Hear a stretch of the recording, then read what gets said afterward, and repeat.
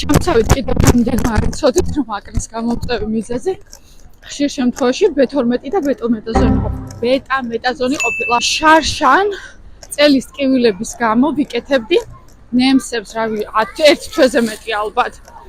B12 შეიცავს იცი გამაყუჩებლები და დამაყარე სახეზე. მოვიძიე, რა ვიცი, მილიონი ინფორმაცია, უყურე პოდკასტებს და ვიმკურნალე. გადამიკრიალდა დავისვენე სახისკანი.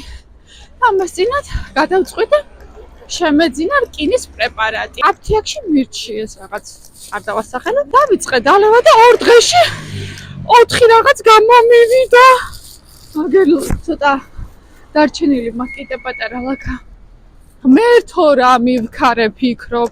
დავიკითხე ანოტაცია. თურმე B12-ს არ შეიცავს? წავედი კიდევ გამოვიწერე.